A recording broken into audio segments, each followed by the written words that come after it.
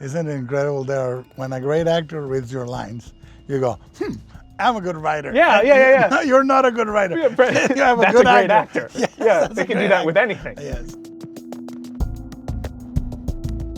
Hi, I'm Guillermo del Toro. I'm Mike Flanagan. We both have series coming out Yes. in Halloween, Cabinet of Curiosities and Midnight Club. So let's start with you. Are you basing the stories on things you read, or are they all original? It's all based on the writings of Christopher Pike. And these are books I'm reading in 5th or 6th grade. Oh, that's the one, yes. Yeah, and so he had written this book called The Midnight Club, which was about a bunch of terminally ill teenagers in a hospice. Yes. They meet every night at midnight to tell each other stories. Yes. And so I thought there was a great chance to do a format that was both an anthology series, but also had this kind of strong A story to it, that's this through line. Which is beautiful, the thread. It's fun. And then I thought, well, for all of the stories that they tell each other, how about we use other Christopher Pike books, because he wrote like 80 books. Dying to hear the next chapter. Raising. Where did I leave off? So did you direct the episodes? I directed 2 of the episodes, the first 2. And then I got the joy, and you're very familiar with this joy, of being able to support incredible storytellers Yeah, that's and the watch best. what they do. It's awesome. And I imagine something for your series where I felt like these were filmmakers that were swinging for the fences. That was Yeah. the thing I said is I'm far more comfortable protecting others than even protecting myself. You have 8 episodes for Cabinet, and you have, is it 8 different filmmakers? Yeah, 8 different filmmakers. 2 of the stories I wrote, or I wrote the Murmuring, story. I know, is Murmuring, based on yours. which yes. which was an idea I had when I was traveling through Europe, and I thought, what if I heard the birds, and I remember the birds murmuring in the sky when I was a kid, because normally the myth is birds carry the souls of the dead Yes. to heaven. I thought, what if there was a meaning to that, and there was a cacophony coming out of recording the birds. You heard a ghost.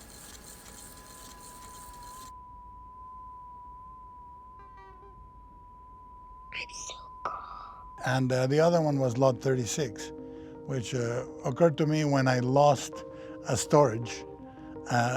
They sent the bill to the wrong address, and they sold all my storage to somebody. Oh. And it had all my storyboards and this and that. Oh, and man. It took a while to recuperate. So I thought, what if somebody buys a storage and there's something in there that shouldn't be seen? That's fantastic. Yeah.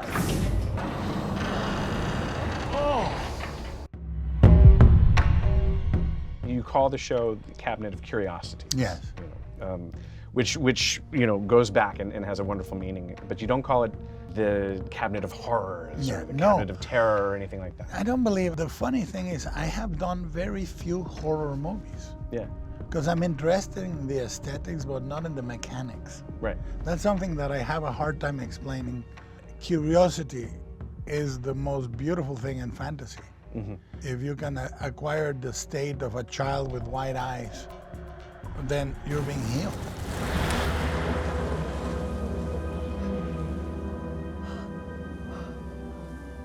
We were both scared children. Oh yes. Yes. I peed often in my crib. Yeah. That's how scared I was. Yeah. I remember being terrified of getting up to go to the bathroom. Yeah, me too. Yeah. What was your biggest fear as a child? My biggest fear as a child was being alone in the dark. My biggest fear as a child was being by myself without any support, where I could not comprehend what was around me. Yes. That was a crippling fear. I understand that. What was your biggest fear as a child? I had a recurring dream that it's still my entire filmography. Because for me, filmography is biography, right? Yeah. Is basically, I dreamt that my father went into a train, and I realized that it was the train of the dead, and that he was going to go to the other world, and I ran into the train, and I said, Dad, don't go. And I said, can I go with you? Wow. And I went. In the dream, I went with him. And to this day is a monumental fear I had. Then I realized it was the moment it came when I lost my father. But what I love about horror is it brings the world to you. And horror is a shrine to imperfection and tells you it's okay to be a monster. we are all monsters at the end of the day. Can we live with that?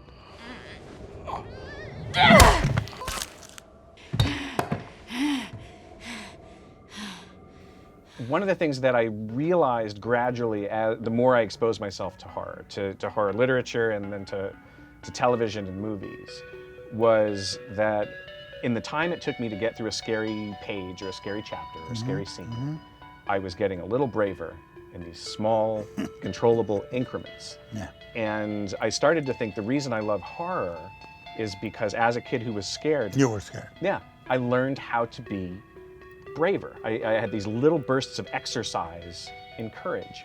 And it started to make me look at the world a little different, because if I could carry myself through whatever courage I had to summon to make it to the end of it, you know, to make it to the end of a particularly scary movie, if I could carry just a fraction of that out into real life, then this genre has actually helped me grow. Fear's it's like radiation. You spend enough time around enough of it and it changes you genetically.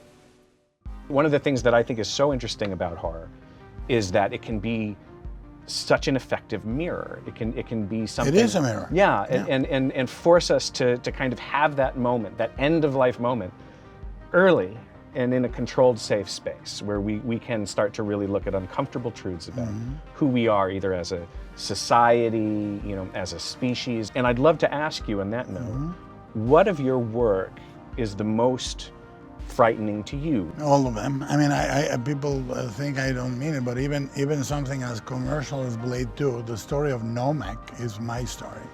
And I wrote Nomak as the hero of the movie. Yeah. And I told that to Wesley. I said, you take care of Blade, I'll take care of Nomak. I believe that there's a simple rule that I found to be truth after 58 years in this world. Hatred and fear are mirrors. Love is windows. Every time you hate somebody, it's a mirror. Every time you fear somebody, it's a mirror. When you love somebody, they're a window to an entire world you don't know. Like you meet somebody, and if you view people as a window, if you can give them that license, you pour yourself into them. And everything is eradicated, the differences, which are all illusions, right? So horror allows you to recognize you. This is you. Horror is very healing in that it tells you there is a whole side they don't tell you about in life, socially. It's not, and it's a side that is real. What do you say to people who come to you and say, I don't like horror, I don't want to give the genre a chance? How do you approach them and try to kind of lure them in? You can never make someone jump onto a roller coaster if they don't like roller coasters. Right. Yeah. You know, that's horror is a roller coaster, and there's certain horror that is a roller coaster. There's other that is a poetic landscape, and it's a painting. There are frescoes of horror. You direct them to that, to things that are not gonna. They're gonna show them the most human, moving side. The best horror for me is the one where you come in feeling you're gonna be afraid, and you end up crying. Yeah. And you end up being moving and recognizing yourself in it. Now let me ask you, what monster in any, it can be literature or film, do you identify with the most, and why, if you can? As a child, would identify very much with the vampire because this was a character that was lonely. This is a character that was alone, and that was what I was afraid of. Yeah.